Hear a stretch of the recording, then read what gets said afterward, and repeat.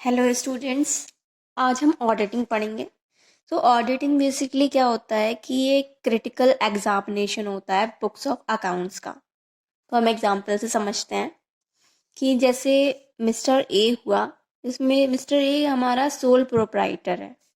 तो sole proprietor में ये अकेला बिजनेसमैन होता है।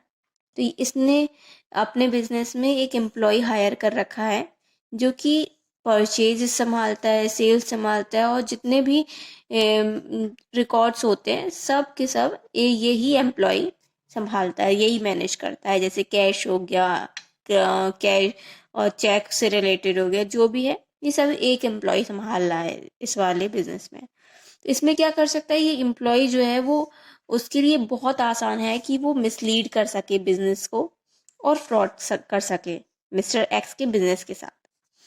तो ऐसा ना हो, इसके लिए हम लोग इंटरनल कंट्रोल सिस्टम रखते हैं। तो इंटरनल कंट्रोल सिस्टम में हम क्या करते हैं कि अलग अलग काम के लिए अलग अलग लोग हायर करके उसमें रखते हैं, जिससे कि मिनिमाइज कर सके हम फ्रॉड को। Work is distributed among different employees to minimise fraud. तो यहाँ क्या होता है कि डिफरेंट डिपार्टमेंट्स होंगे अगर, तो हम उसमें डिफरेंट एम्प्लॉयज लगा के रखेंगे। ऐसा नहीं होगा कि एक एम्प्लॉय ही सारे डिपार्टमेंट संभाल रहा है, तो वहाँ पे वो फ्रॉड के चांसेस बढ़ जाएंगे अगर वो एक ही एम्प्लॉय देख रहा होगा सारे डिपार्टमेंट्स को, या फिर सारा काम एक एम्प्लॉय देख रहा होगा, तो ज़्यादा चांस है कि वो फ्रॉड कर सके। पर अगर डिफरेंट एम्प्लॉयज होंगे अलग अलग काम के लिए, तो ये कम चांसेस होंगे कि फ्रॉड कर सके।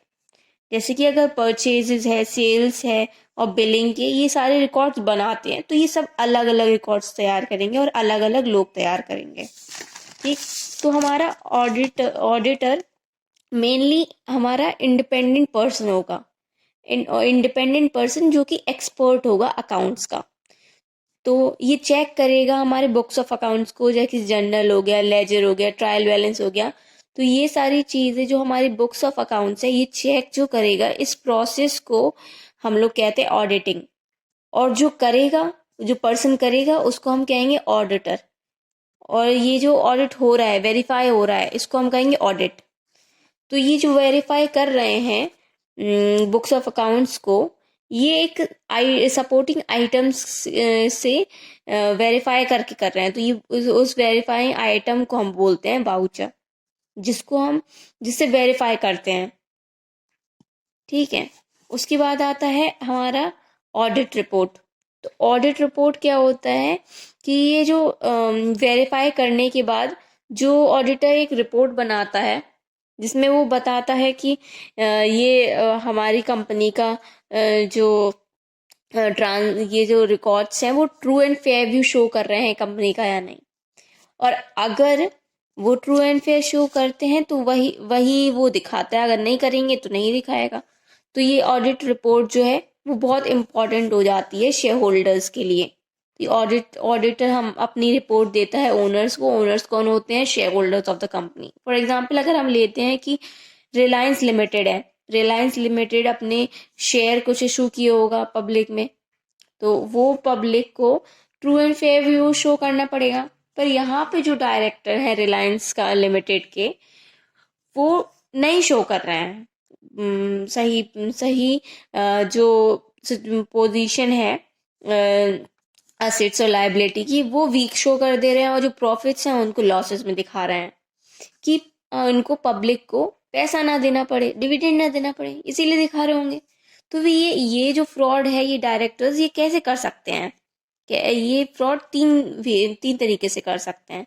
इनको हम मैनिपुलेशन ऑफ अकाउंट्स कहते हैं। मैन्यू और यहाँ पे कैश के थ्रू भी कर सकते हैं, अकाउंट्स के थ्रू कर सकते हैं, गुड्स के थ्रू कर सकते हैं। तीन तरीके से फ्रॉड कर सकते हैं कंपनी में या डायरेक्टर्स। तो ये इसीलिए करते हैं ये लोग कि वो कंपनी का गुड पोजीशन दिखा सकें, to show good position and profit instead of losses. यही करने के लिए कर रहे होंगे।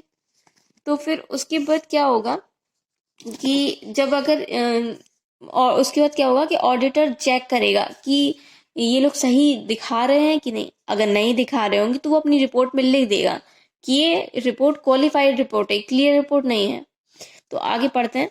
To get true and fair view, independent person show करेगा। कौन होता है इंडिपेंडेंट पर्सन? ऑडिटर। और ये इंडिपेंडेंट पर्सन जो है वो एक वर्किंग एज सीए होगा, ठीक है। यही अपनी रिपोर्ट में लिख के देगा कि ये ट्रू एंड फेयर है या नहीं है, और नहीं है तो उसका रीजन भी देगा। आगे पढ़ते हैं कि can not be an employee of the company. और ये जो इंडिपेंडेंट पर्सन है ये एम्प्लॉय नहीं होना चाहिए कंपनी का, ठीक है। फिर आगे आता है चेक ट्रांजैक्शन। तो चेक कैसे करते हैं ट्रांजैक्शनों को ऑडिट के लिए, ठीक है। तो ये दो तरीके से होता है, या फिर सैंपल स्टडी किया जाएगा या फिर इन डेप्थ स्टडी करा जाएगा। सैंपल स्टडी तब करते हैं जब ऑलरेडी इंटरनल ऑडिट कर रखी हो कंपनी ने। तो इंटरनल ऑडिट क्या होता है? इंटरनल ऑडिट में वो पहले से दे रखा होगा कि हाँ हाँ ये चीज़ें इस चीज़ से वेरीफाई होके रखी हैं, तो वहाँ से सिर्फ वो सैंपल लेगा और उसी की बेसिस पे ऑडिट कर देगा, ठीक है। और फिर आ जाता है हमारा ये रिपोर्ट ऑडिटर की। ऑडिटर की रिपोर्ट दो तरीके की होती, या फिर तो क्लीन रिपोर्ट होगी या होगी उसकी क्वालिफाइड रिपोर्ट। अगर क्लीन रिपोर्ट हुई तो फुली सेटिस्फाइड होगा, मतलब कि उसे जो जो फैक्ट्स चाहिए थे, जो जो वाउचर्स चाहिए थे, जो जो इंफॉर्मेशन चाहिए थी, वो उसे मिल रही थी अपने उससे क्लाइंट से, ठीक है। और अगर नहीं मिली, उसे एविडेंस नहीं मिले, सही फैक्ट्स नहीं मिले, सही इंफॉर्मेशन नहीं बताई गई बिजनेस के द्वारा ऑडिटर को, तब वो बता देगा कि वो सेटिस्फाई नहीं है, वो वेरीफाई, वो नहीं बोल रहा है कि हाँ ये मैं सेटिस्फाई हूँ। और मुझे, क्योंकि उसे कुछ क्वेश्चंस होंगे दिमाग में, कुछ डाउट्स होगा कि ये रिपोर्ट कुछ ना कुछ मैनिपुलेशन दिखा रही है पर बता नहीं रही है। तो उस सिचुएशन में वो क्या करेगा? क्वालिफाइड रिपोर्ट उसे प्रोवाइड कर देगा, ठीक है। इतना हो गया। उसके बाद क्या होता है कि उसके बाद हम ऑडिटिंग की वो पढ़ेंगे डेफिनेशन। तो ऑडिटिंग की डेफिनेशन लॉरेंस आर डिक्सी कहते हैं कि auditing is an examination of accounting records. एक एग्जामिनेशन है जो कि undertaking with a view to establish करने के लिए whether they are correctly and completely reflects the transaction to which they purport to relate. वो करेक्टली और कंप्लीटली शो कर रहे हैं ट्रांजैक्शन को, रिफ्लेक्ट कि नहीं कर रहे हैं।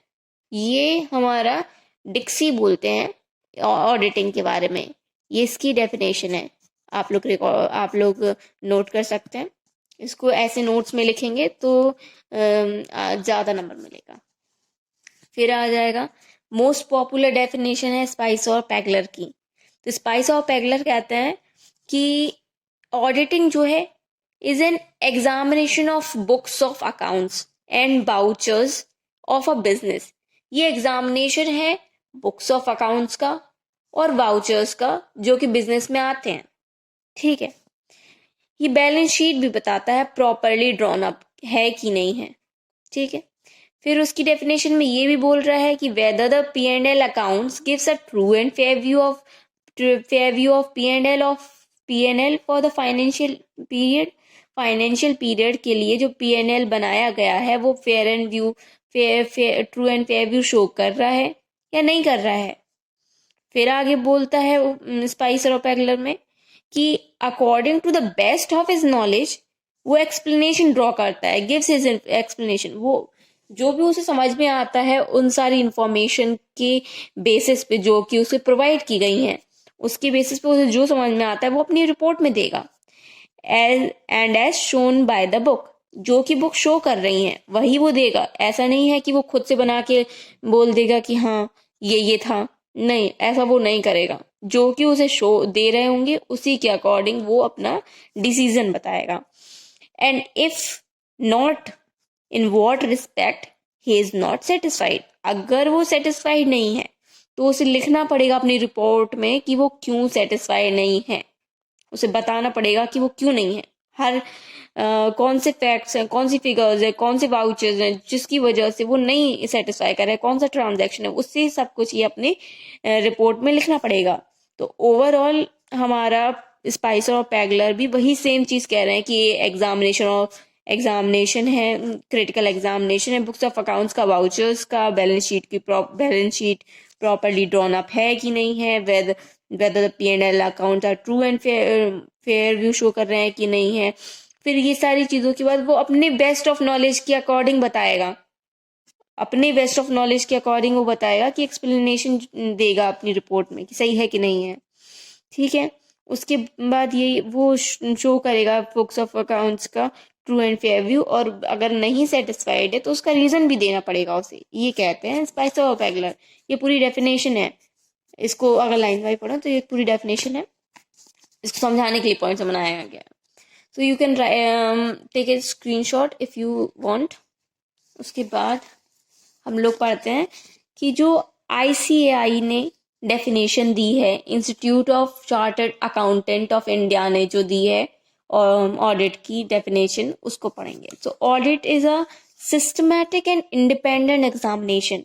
ऑडिट एक सिस्टमैटिक इंडिपेंडेंट एग्जामिनेशन है, मतलब कि वो इंडिपेंडेंट है, पहले भी पढ़ चुके। ये सिस्टमैटिक है कि एक सीरीज में ही चलेगा कि हाँ ऐसे ऐसे रिकॉर्ड करेंगे, एक सीरीज से ही इसको एग्जामिन करेंगे। ये data, statement records, operations and performance of an enterprise for a stated purpose. एक स्टेटेड पर्पस के लिए ये सारी चीजें, परफॉर्मेंस उनका सब चेक करेंगे, ये सारे स्टेटमेंट्स। ठीक है। ऑडिटर परसीव एंड रिकॉग्नाइज, वो परसीव और रिकॉग्नाइज करते, चीजों को रिकॉग्नाइज करने की कोशिश करेगा। For examination, collect evidence, evaluate the same on the basis, formulates his judgment on this basis, formulates his judgment।